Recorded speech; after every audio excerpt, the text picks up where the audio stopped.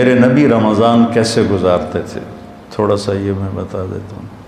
میرے نبی نے 9 رمضان دیکھے۔ جب آپ تشریف لے گئے تو ہجرت کے دوسرے سال جب جنگ بدر ہوا ہے، شعبان میں رمضان کے روزے فرض ہوئے۔ یا ایھا الذین آمنوا کتب علیکم الصیام کما کتب علی الذین من قبلکم لعلکم تتقون۔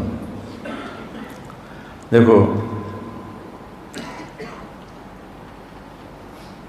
جب آدمی کلمہ پڑھتا ہے تو خیر البریہ بنتا ہے۔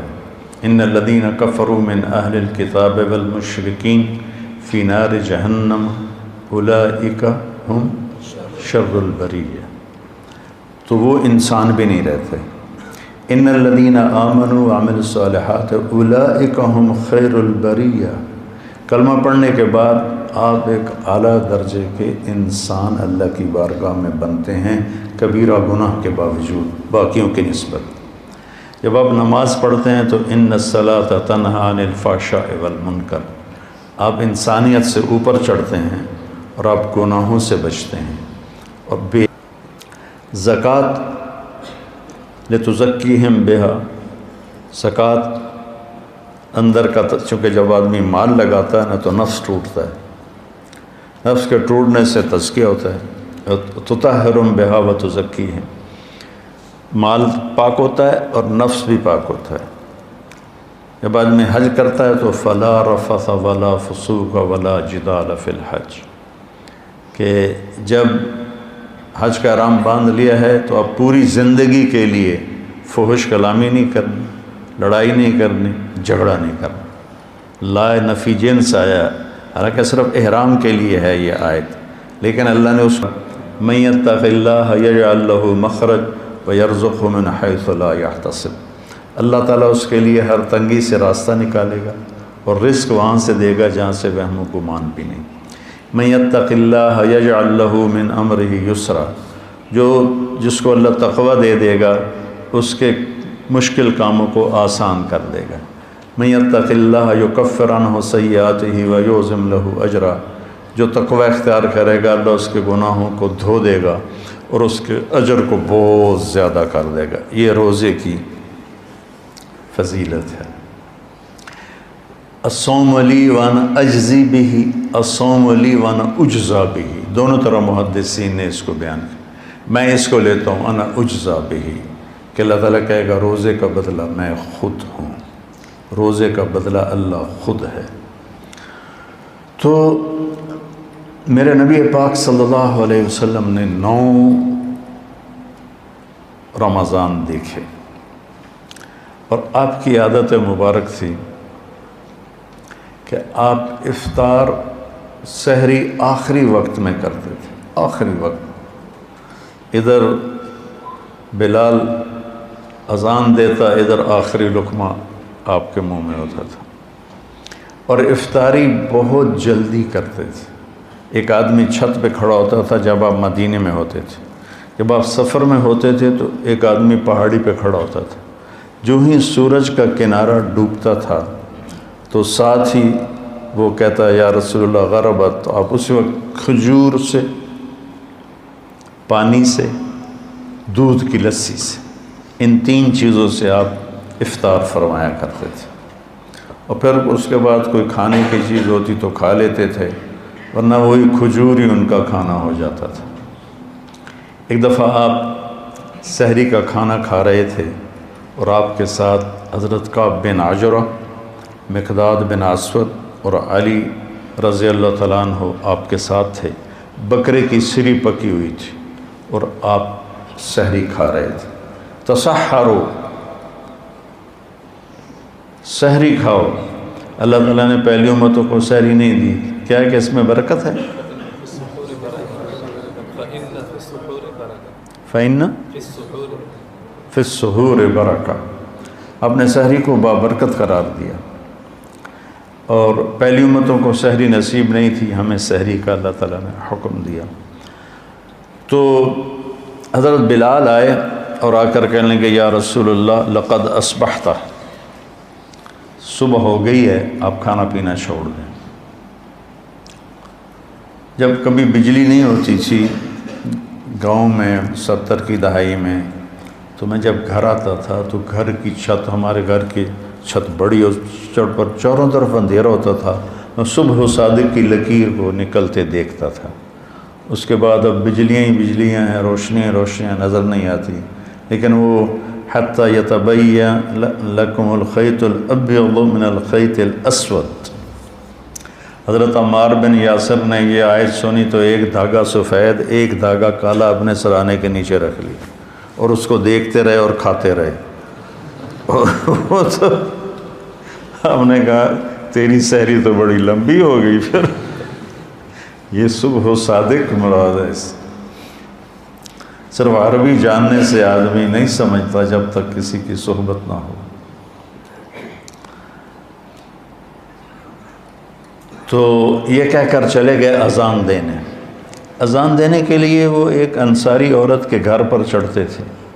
وہ چڑھنے لگے تو پھر واپس آئے تو دیکھا تو آپ کھا رہے تھے۔ انہوں نے کہا یا رسول اللہ واللہ لقد اصبحت، یا رسول اللہ اللہ کی قسم صبح ہو گئی۔ تو آپ نے اپنے ہاتھ اٹھا لی، کہا یا بلال ما اصبحنا، ابھی صبح نہیں ہوئی تھی لیکن تو نے قسم کھائی تو تیری قسم جھوٹی نہ پڑے، اللہ نے صبح و صادق کو پہلے نکال دیا۔ اور حضرت علی نے فرمایا اگر بلال قسم نہ کھاتے تو جب تک ہمارے نبی کھاتے رہتے صبح و صادق ہونی نہیں تھی۔ تو سحری میں آپ مختلف چیزوں سے، جو کی روٹی مل گئی، کھجور مل گئی، افطاری میں بھی یہ تھا، اور ایک روزہ بھی سب کا قضا ہوا، چونکہ یوم غیم اندازے سے روزہ افطار کرنا ہے۔ بادل والے دن روزہ افطار کرو جب تمہیں اندازہ ہو جائے کہ سورج غروب ہو گیا۔ تو سارے مدینے پر گہرے بادل تھے، تو سب نے سمجھا کہ سورج غروب ہو گیا، تو سب نے افطار کر لیا، اللہ کے نبی نے بھی افطار کر لیا۔ تھوڑی دیر کے بعد بادل چھڑے تو سورج سامنے کھڑا ہوا تھا۔ پھر اس روزے کو پورے اہل مدینہ نے عید کے بعد اس کی قضا کی۔ اور رمضان میں آپ کی جو بڑی عبادت تھی وہ قرآن تھا۔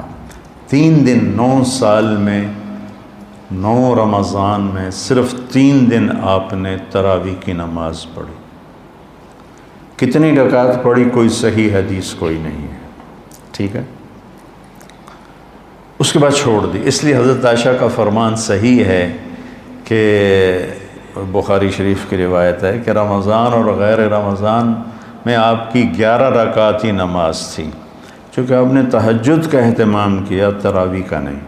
اور چوتھے دن آپ نہیں آئے اور وجہ بتائی کہ میں اس لیے نہیں آیا، مجھے ڈر لگا کہ تمہارے اوپر یہ فرض نہ ہو جائے، وہ فرض ہو جاتی تو پھر لوگ 4 رکعت نہیں پڑھتے تو تراویح چھوڑ دیتے تو کتنا بڑا گناہ ہوتا۔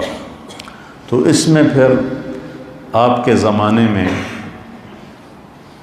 کوئی تعداد نہیں تھی اور حفاظ الگ الگ کھڑے ہوتے تھے، اور اس جیسے یہاں ہو رہا ہے اہتمام، جیسے اب آپ الگ الگ سنا رہے ہیں، وہاں الگ الگ مسجدوں میں سناتے تھے۔ پھر ابوبکر صدیق رضی اللہ عنہ کا زمانہ آیا تو اس میں بھی اسی طرح چلتا رہا معاملہ بغیر تعداد کے تعین کے۔ عمر رضی اللہ عنہ کا اوائل جو تھا، شروع کا خلافت کا زمانہ، اس میں اسی طرح چلتا رہا۔ ایک دن آپ مسجد میں داخل ہوئے تو آپ نے دیکھا الگ الگ نماز پڑھ رہے تھے لوگ، تو آپ نے کہا کہ میں ان کو ایک امام پہ کیوں نہ جمع کر دوں۔ تو ابی بن کعب پر آپ نے سب کو جمع کیا اور 20 تراویح فرمایا، صحیح روایت۔ اور یہ بھی صحیح روایت ہے کہ آپ نے ابن الصائب، پہلے ان کا نام کیا یاد نہیں، ان کو 8 تراویح پڑھانے کا حکم دیا۔ تو اب اگر کوئی 8 پڑھتا ہے گنجائش ہے، لڑائی نہیں کرنی، 8 کا تو ثبوت ہی کوئی نہیں۔ اگر کوئی 20 پڑھتا ہے تو صحیح حدیث ہے، اسے لڑنا نہیں چاہیے کہ تو بدعت ہے، بدعت۔ ایک تو ہمارے یہاں بھائیوں کو یہ بڑی جلدی پتہ چل جاتا ہے بدعت ہے، بدعت۔ تو 20 بھی کی روایت بھی حضرت عمر سے ہے اور 8 کی روایت بھی حضرت عمر سے ہے۔ امت کا بڑا طبقہ 20 پر جمع ہوا، اور تواتر سے ایک عمل سینکڑوں سال سے لاکھوں کروڑوں امت کے افراد 20 پر پوری دنیا میں پڑھیں، اور چند لاکھ یا چند کروڑ 8 پڑھیں، اور وہ پھر اپنی رائے اس طرح مسلط کریں کہ 20 تراویح تو ہے ہی نہیں۔ شیخ عطیہ بن سالم رحمۃ اللہ علیہ مسجد نبوی میں درس دیتے تھے، اور سب سے بڑے تھے اس وقت محدث 90 کی دہائی میں۔ اس وقت میں جب حج پہ جاتا تھا تو حضرات کے ساتھ جانا ہوتا تھا، تو ہم 1 مہینہ مدینہ ٹھہرتے تھے، تو میں پورا مہینہ ان کے درس میں بیٹھتا تھا، اور بہت فائدہ ہوتا تھا درس۔ ان کی کتاب تھی صلاۃ التراویح، وہ میں نے ساری پڑھی کہ میں نے یہ کتاب اس لیے لکھی ہے کہ میں دیکھتا ہوں کہ 8 تراویح کے بعد بہت سے لوگ نماز چھوڑ کے پیچھے بیٹھ جاتے ہیں۔ اس پر یہ عنوان تھا، اور پھر آگے بات کی کہ یہ نفل ہے۔ کوئی مدینے والے 40 پڑھتے تھے بعد کے، حضور کے بعد کے زمانہ میں، خلفاء راشدین کے بعد کہ مکے والے وہ 4 تراویح پڑھ کے 1 طواف کرتے، پھر 4 تراویح پڑھ کے 1 طواف کرتے۔ مدینے والوں نے کہا ہوں اسی طواف تک کر نہیں سکنے، ایسی کی کری، انہوں نے کہا ایسی 20 دیاں 40۔ خان صاحب 2 رکعت نماز نفل، اللہ اکبر۔ ایک کوئی پنجابی جو صحیح بات ہے تو 8 پڑھ لے، لڑو نہیں، 20 پڑھ لے، اپنے جو تم دیکھتے ہو امت کا تواتر اس پہ قائم رہو، اور اس بحث میں کبھی نہ پڑھنا کہ 8 رکعت نہیں ہیں۔ وہاں جیلم کی مسجد اہل حدیث کی تھی، تو میں راول پنڈی سے آ رہا تھا، اس وقت جی ٹی روڈ تھی، وہاں ہم ظہر کی نماز کے لیے رکے۔ میں اندر داخل ہوا تو دروازے کے ساتھ ایک بہت بڑا ایک لگا ہوا تھا اشتہار کہ 20 تراویح ثابت کرنے والے کو 5 لاکھ روپے انعام۔ تو ایسی احمقانہ حرکتیں کرنے کے لیے زندگی نہیں ہے، تھوڑی سی ہے، اسے صحیح کام میں لگانا ہے۔ تو آپ کی عبادت 11 رکعت ہی رہی 9 سال، پورے 9 سال آپ کی عبادت 11 رکعت رہی۔ اور قرآن کا آپ دور فرماتے تھے جبریل کے ساتھ، رمضان میں جبریل آتے تھے، آپ ایک قرآن غالباً جبریل سناتے ہوں گے، ایک قرآن اللہ کے نبی سناتے ہوں گے۔ جس سال آپ دنیا سے تشریف لے گئے اس رمضان میں آپ نے 2 قرآن سنائے، 2 دفعہ قرآن کا دور کیا۔ اور پھر لیلۃ القدر کے تلاش میں آپ نے ایک دفعہ پورا مہینہ اعتکاف کیا، پورا مہینہ۔ پھر اس کے بعد فرمایا کہ اس کو آخری 5 راتوں میں تلاش کرو، 21، 25، 21، 23، 25، 23، 29، اس میں اس کو تلاش کرو۔ اور آخری اشرا پہ اعتکاف بیٹھتے تھے، آپ کی مستقل سنت۔ ایک دفعہ آپ کا اعتکاف، آپ نے اعتکاف کسی وجہ سے نہیں کیا، وہ ایسا ہوا کہ حضرت عائشہ آپ کے اعتکاف میں بستر لے کر آ گئی، ان کو دیکھ کر حضرت زینب بھی بستر لے کر آ گئی، تو آپ نے دیکھا یہ سوکنیں تو آپس میں ہی لڑیں گی مسجد میں، تو آپ نے اعتکاف اٹھا دیا اور ختم کر دیا۔ اور پھر شوال میں آپ نے 10 دن اعتکاف کے گزارے۔ ایک دن کا اعتکاف 3 خندق جہنم سے دوری ہوتی، اور ایک خندق کا فاصلہ زمین آسمان کی مسافت کے برابر ہوتا ہے۔ تو اعتکاف آپ کی مستقل سنت تھی، اور اس میں آپ کی سخاوت بڑھ جاتی تھی۔ رمضان کا مہینہ سخاوت کا بھی ہے، آپ اجود الناس تھے۔ ان اللہ الاجود الاجود وانا اجودکم من بعدہ، اللہ سب سے بڑا سخی ہے، اس کے بعد سب سے بڑا سخی میں ہوں۔ تو اس میں کھانا کھلانا ماشاءاللہ، جب صحت اچھی تھی تو بہت رمضان اللہ کے فضل سے گزرے حرمین میں، تو وہ عربوں کی فطرت میں سخاوت، اجمیوں کی فطرت میں کنجوسی ہے، ہمیں سخاوت سیکھنی پڑتی ہے۔ عرب میں سخاوت فطری ہوتی ہے۔ حاتم طائی سے کسی نے پوچھا اپنے سے بڑا سخی دیکھا؟ کہنے لگا ہاں، سخی جنت کے قریب ہے، سخی لوگوں کے قریب ہے اور جہنم سے دور ہے، اور بخیل اللہ سے دور ہے، لوگوں سے دور ہے، جنت سے دور ہے اور جہنم کے قریب ہے۔ تو اس میں صرف زکوٰۃ نہیں، زکوٰۃ کے اوپر بھی خرچ کرنا چاہیے۔ آپ بھی ایک دوسرے پہ چھوٹی موٹی، کسی کو کھجور کھلا دو، کسی کو کوئی شربت پلا دو، کسی کو کچھ کھلا دو، تاکہ آپ سخیوں میں آ جائیں۔ تو آپ کی رمضان میں ایک آپ کا روزہ، ایک آپ کی تلاوت مستقل، اور ایک آپ اعتکاف بیٹھتے تھے مستقل۔ جس سال آپ نے اعتکاف اٹھایا اس سال آپ نے اس کی قضا کی۔ پھر آپ کے رمضان میں جنگ بدر بھی ہے، آپ بدر کے لیے نکلے، 12 رمضان کو نکلے اور 17 کو یہ معرکہ ہوا اور آپ کامیابی کے ساتھ سرخرو ہو کر واپس لوٹے، اور اسی میں فتح مکہ ہوا۔ 8 رمضان کو آپ نکلے، 8 رمضان کو۔